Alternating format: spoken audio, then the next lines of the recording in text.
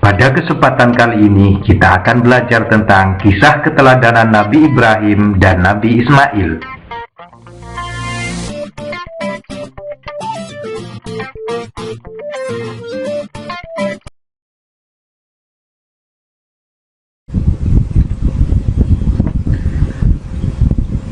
Nabi Ibrahim lahir di Babilonia. Babilonia itu kalau sekarang kita kenal dengan istilah negara Irak. Ayahnya bernama Tarikh. Julukannya adalah Azar bin Nahur.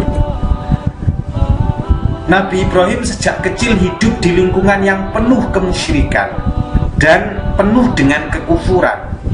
Bahkan ayah Nabi Ibrahim sendiri adalah seorang produsen patung. Ibrahim pernah disuruh menjual atau memasarkan patung tersebut, tapi Nabi Ibrahim tidak mau dan menolaknya dengan halus, karena Ibrahim yakin bahwa perbuatan itu adalah perbuatan yang salah, menyalahi kodratnya, tidak sesuai dengan hati nuraninya saat itu. Saat itu Babilonia atau Irak dipimpin oleh raja yang sangat zalim, yaitu Raja Namrud. Mereka tidak mengenal Allah. Mereka menyembah patung yang mereka buat sendiri. Patung dibuat sendiri, dijual dan disembah sendiri. Nabi Ibrahim mencari Tuhan. Masyarakat Babilonia adalah masyarakat penyembah bintang dan penyembah patung. Di samping mereka menyembah pada berhala, mereka juga menganggap bahwa bintang itu adalah Tuhan mereka. Diceritakan dalam Quran surat Al-An'am ayat 76 sampai 78. A'udzubillahi minasyaitonirrajim. Falamma janna alaihi lailu, ketika malam itu tiba, ro'a kaukaban, Nabi Ibrahim melihat bintang. Bintangnya itu adalah bintang Venus pada kalau saat ini, atau planet Venus itu kan seperti bintang yang sangat terang sekali.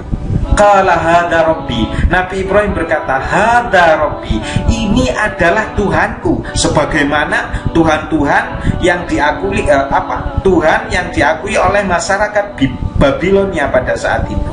Hadza rabbi, ini Tuhanku. Falamma afala, ketika bintang itu hilang, ketika bintang itu berpindah dan hilang, qala la uhibbul afilin, Nabi Ibrahim berkata, saya tidak suka pada sesuatu yang hilang. Tidak mungkin kalau dia Tuhan, dia itu bisa hilang.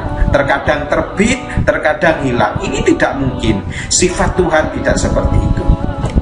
Di ayat berikutnya diceritakan, falamma ra'al qamar baziga, ketika Nabi Ibrahim melihat bulan terbit, qala hadza rabbi, Nabi Ibrahim berkata, ini Tuhanku.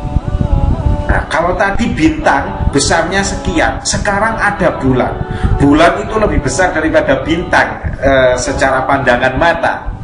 Qala hadza rabbi, ini Tuhanku. Falamma afala qala la illam yahdini rabbi la akunanna minal qaumid dhalin. Ketika bulan itu berputar, kemudian hilang, kemudian tenggelam, maka Nabi Ibrahim berkata, la illam yahdini, ini bukan Tuhan. Kalau Tuhan tidak akan hilang seperti ini. Di ayat berikutnya diceritakan, falamma ra'a syamsa bazighatan qala hadza rabbi hadza akbar. Ketika ada matahari terbit, Nabi Ibrahim berkata, hadza rabbi, ini baru Tuhanku, kata Nabi Ibrahim. Hadza akbar, ini lebih besar daripada bintang, lebih besar daripada bulan, dan lebih terang cahayanya. Falamma afala qala ya qaumi inni bari'um mimma tusyrikun.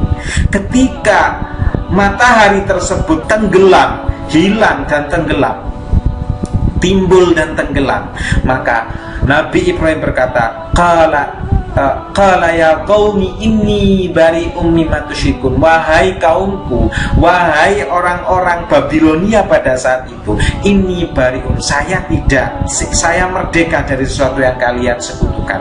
Saya nggak mau ikut menyembah apa yang kalian anggap sebagai Tuhan. Tidak mungkin Tuhan itu timbul dan tenggelam. Tuhan itu ada terus seharusnya. Kalau dia sebagai Tuhan, dia pasti ada terus. Ini pencarian Nabi Ibrahim pada Tuhannya. Kemudian Ibrahim mendeklarasikan diri sebagai orang yang menyembah satu Tuhan, yaitu Allah. Di mana agama Ibrahim tersebut dikenal dengan istilah agama tauhid, atau agama yang menganggap bahwa Tuhan itu hanya satu, bahwa Tuhan itu adalah Tuhan yang Maha Esa. Ini anak-anak, bagaimana Nabi Ibrahim berusaha mencari kebenaran-kebenaran itu. Melalui petunjuk Allah akhirnya dia mendapatkan kebenaran, dan dia mendeklarasikan diri sebagai orang yang menyembah kepada Allah. Ini wajhtu wajhiya, saya menghadapkan wajahku untuk beribadah lilladzi fataras samawati wal ard, kepada Zat yang menciptakan langit dan bumi. Saya tidak menyembah langit, saya tidak menyembah bumi, saya tidak menyembah isi langit dan bumi, tapi saya menyembah lilladzi fataras samawati wal ard. Saya menyembah Zat yang menciptakan langit dan bumi beserta isinya. Nabi Ibrahim kemudian berdakwah kepada ayahnya, mengajak ayahnya untuk beriman hanya kepada Allah, mengajak ayahnya untuk meninggalkan berhala-berhalanya. Tapi apa reaksi ayahnya? Ayahnya menolaknya. Padahal Nabi Ibrahim itu mengajak ayahnya karena dia kasihan supaya ayahnya ini tidak tersesat. Tapi ayahnya menolak pada saat itu. Nabi Ibrahim menyaksikan kekuasaan Allah. Di dalam surat Al-Baqarah ayat 260 diceritakan, suatu ketika Nabi Ibrahim ingin melihat bagaimana Allah bisa menghidupkan orang yang mati.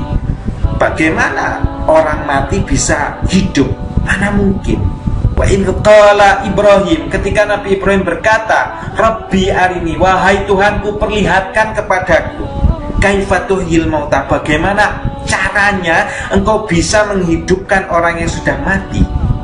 Qala awalam tu'min, apakah kamu tidak beriman? Apakah kamu tidak percaya bahwa aku bisa menghidupkan orang yang sudah mati? Qala bala walakin lihat ma'inna qalbi, bukan begitu Tuhanku, tapi supaya hatiku ini tambah yakin. Kemudian Allah merintahkan untuk mengambil 4 ekor burung untuk dipotong-potong hingga daging dan bulunya bercampur bau. 4 macam burung dipotong-potong, dijadi daging dan bulunya serta tulang belulangnya itu dicampur baurkan. Akhirnya Ibrahim memotong burung. Saat itu ada burung merak, burung elang, burung gagak, dan ayam jantan. Ibrahim meletakkan potongan-potongan itu di bukit yang berbeda. Katakan kalau sekarang potongan-potongan dipotong, dicampur jadi siji, dilumpukno jadi siji. Setelah dipotong, kemudian potongan-potongan itu dibagi, kecuali kepalanya loh ya, kepalanya enggak, kepalanya tetap dipegang sama Nabi Ibrahim.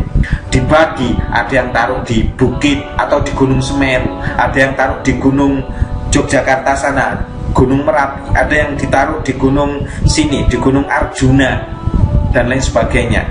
Ditaruh di bukit, di atas bukit yang berbeda yang saling berjauhan. Padahal mereka sudah sudah dipotong-potong menjadi potongan yang sangat kecil, dicampur di kiwulune mano merah, di kiwulune man PT iki wis gak bisa dibedakan, dicampur jadi satu, di mix gitu.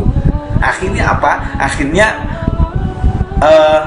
kepalanya dipegang. Setelah kepalanya dipegang, Nabi Ibrahim disuruh untuk memanggil burung tersebut.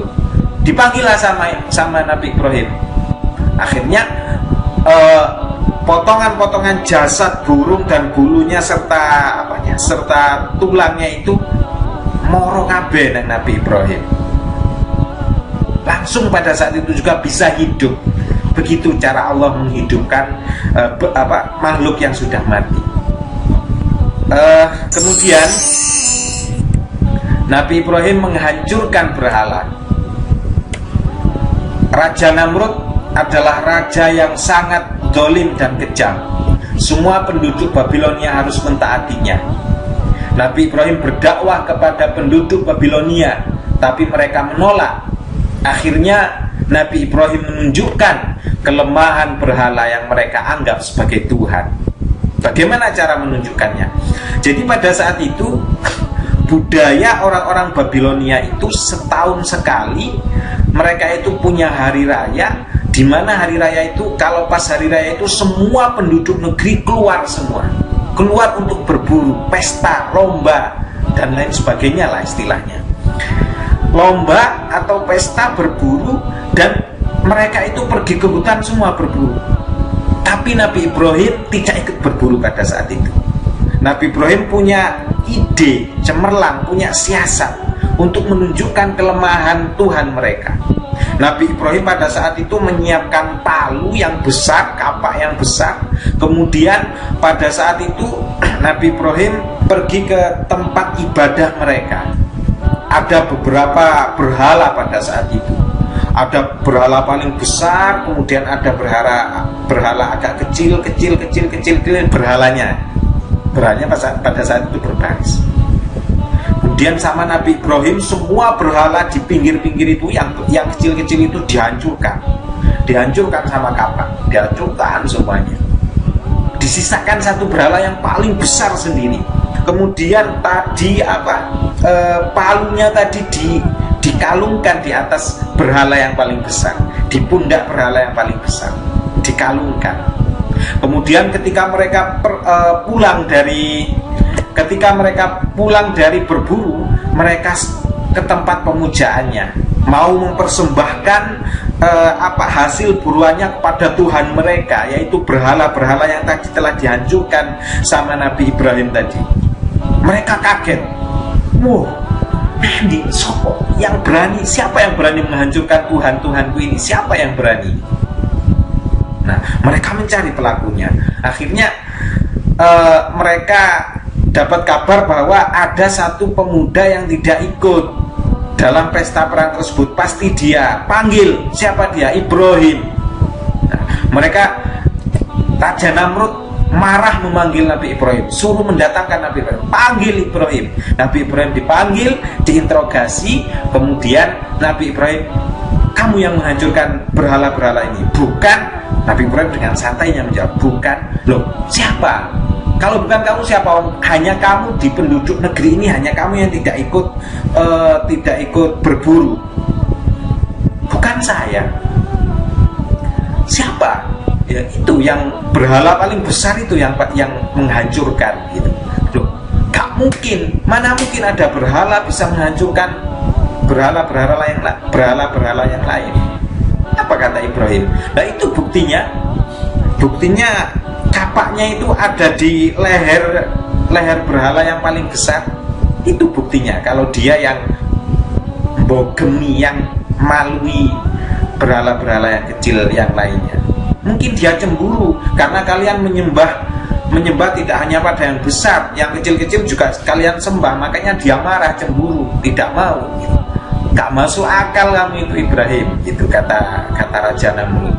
Gak mungkin sebuah berhala, sebuah patung bisa menghancurkan patung yang lain. Apa jawaban Ibrahim? Dengan diplomatis Nabi Ibrahim menjawab, nah, ini kelemahan Tuhan kalian. Kalau Tuhan kalian tidak bisa menghancurkan berhala di samping-sampingnya ini, kenapa kalian sembah? Kenapa kalian menyembah Tuhan yang tidak bisa melindungi dirinya sendiri? Mereka yang di samping-sampingnya yang sudah dihancurkan oleh orang lain tidak bisa mereka melindungi dirinya sendiri, apalagi untuk melindungi kalian.